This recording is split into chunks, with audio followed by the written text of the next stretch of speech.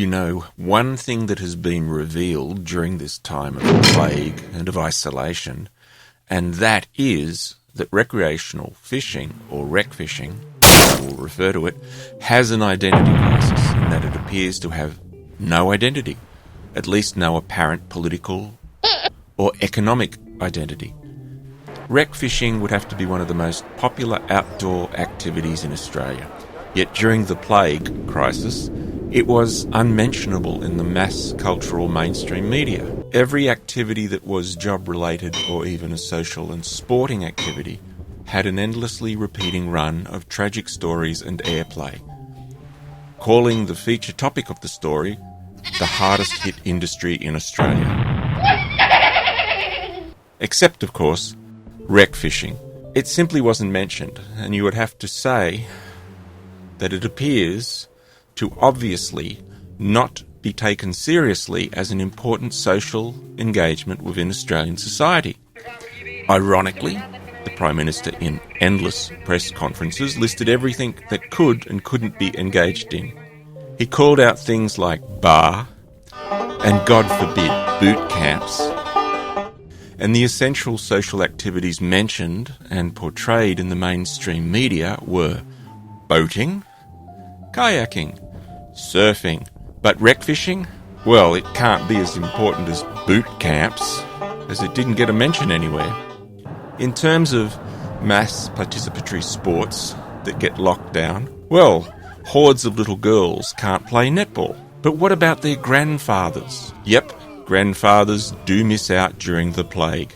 And take note that the participatory age range for rec fishing is from a toddler to a 100-year-old person. So participation in an activity like rec fishing that spans across every single age group is taken out of the social equation when you have lockdown.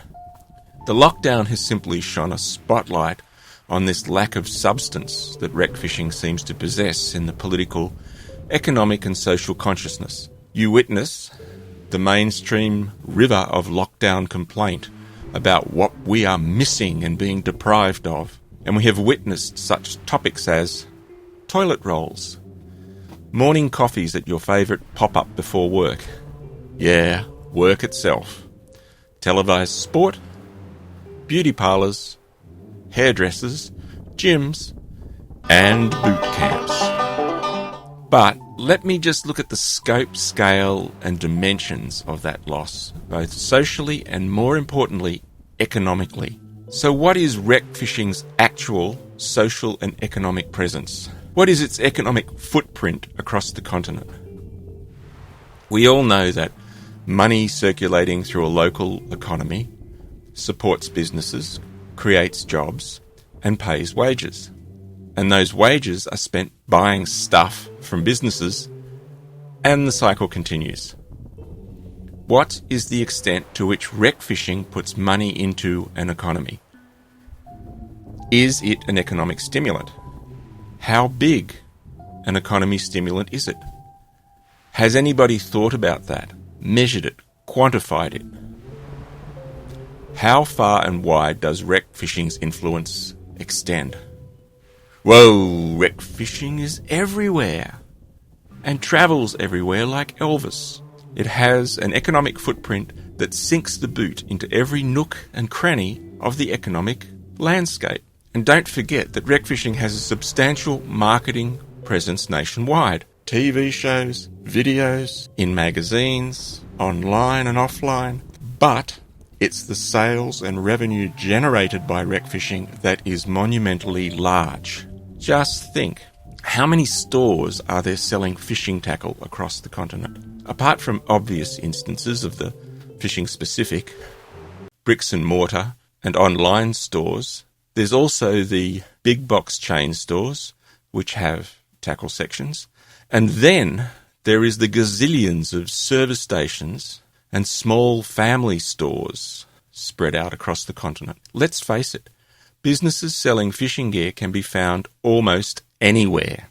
And I'm sure if we counted the number of households which had some minor item of fishing gear within, the figure would run into the millions. So, as a generator of economic activity, and a distributor of wealth and contributor to employment, fishing's economic footprint is tangibly massive. But that's just buying and selling fishing gear. How practically does the wreck fishing economy work as a whole? Well, if I go fishing anywhere, I'll need fuel, a lot of it, and I'll want accommodation of one form or another. And I might want to go for a beer and get some groceries and bread and a pie and the Aussie 2 pallets of booze and a pizza. Oh yeah, and I might need to hire a boat like this and some bait. But being a wreck fisher person, I'll probably splurge on this. Actually, I can't look at that image because it fills me with guilt as I spend way too much money on that. But that's only me. What about everybody else in the family? They might want to spend on this. Or think about pampering. Or cool stuff. Or undertake follicular reorganisation. And there's always a desire to hire something for a family outing, which results in one of the family getting ill. So my family overdoes the spending while at least one member is in pursuit of recreational fishing. And that's simply one family. What happens when a vast horde of recreational fisherfolk descend onto communities across the continent and spend money like we do? And of course, don't forget those local businesses. Where do they spend the money that wreck fisher folk toss into their tills and bank accounts? Why? Throughout the community and the region. The money circulating around a small community keeps businesses buoyant, people employed, and services rolling along. So, recreational fishing can be economically lucrative to a region. It's one thing for it to be good for communities, but what essentially does wreck fishing need to survive and thrive within a region, to economically flourish in all areas great and small? Well, actual fish that can be caught by recreational fisherfolk.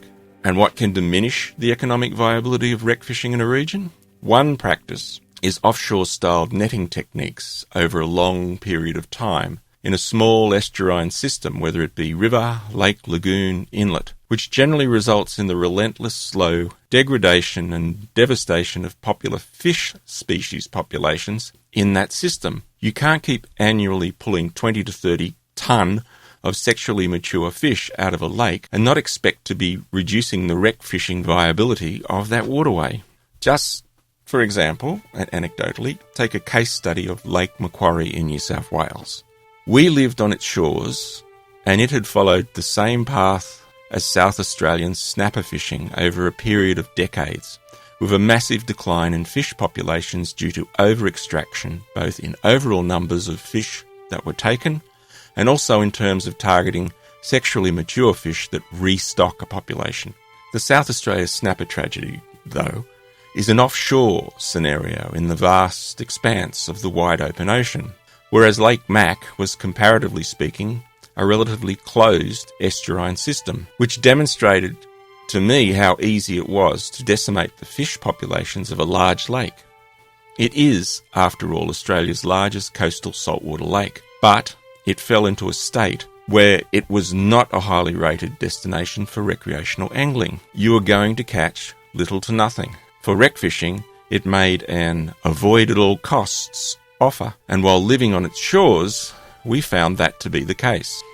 Throughout the state, we currently have innumerable lakes, lagoons, and estuaries where species populations or species breeding cycles have been significantly and detrimentally disrupted, degraded, or decimated by netting, loss of habitat, pollution, and to a lesser extent, recreational fishing itself. To a large extent, the breeding patterns of a species population can affect whether that population increases or decreases or maintains itself in a steady state. This I will term the population cycle. And that population or breeding cycle can be impacted by many factors, but one of the big factors, apart from habitat destruction, is the over-extraction of fish from that population cycle. Over-extraction can have a damaging impact on the cycle. The level or degree of damage can vary according to the specific and often unique breeding characteristics of a species. Some species contain breeding characteristics which can amplify the damage of over-extraction to that species population. The other factor that degrades a population is the straightforward taking of all fish of a specific species. Now, of Lake Mac, after not just decades but generations of fish population degradation through over-extraction of the large fish breeding proportion of the fish populations, the local professional netters were bought out and removed from the system. While we were living on its shores, the species populations of bream and flathead started to bounce back dramatically. As each year passed, post-net removal, the bread and butter species were getting bigger and bigger in size. Those increasing populations of growing fish were proliferating. Now, miracle of miracles, Lake Mac is back, and now it's a vibrant, must-fish, recreational fishing gem. The ghost of fishing past is replaced by a Piscean magnet for fishing families that are drawn back to the region in large numbers. So the purses and wallets of spending power come swimming back to the Lake Mac region in large shoals. And that is a perfect example of what the loss and recovery of wreck fishing embodies. Good wreck fishing locations can have a massive wreck fishing dollar value for any small, rural or regional community and economy. The wreck fishing economic footprint will go wherever the mention or suggestion of good fishing is. So our seas, lakes, estuarine and river systems need to be nurtured, preserved, and their species populations actively researched, monitored, assessed, and most of all, managed. Policies need to be developed based on data and research. And most importantly of all, wreck fishing needs a strong, powerful national voice to represent wreck fishers' interests in all decision-making processes that may impact upon wreck fishing either directly or indirectly. To have that strong, powerful voice requires wreck fishers themselves across the country to not only demand it, but to take an interest in it, and ideally play an active role in supporting that body or bodies in their representative and advocacy role of the interests of the wreck fisher. A representation that raises the nation's awareness of the essential social and economic value and importance of the activity of recreational fishing across the continent. Ideally, here in New South Wales, we could start with a local voice and a strong local presence that all of the citizens of New South Wales would, at a minimum, be aware of.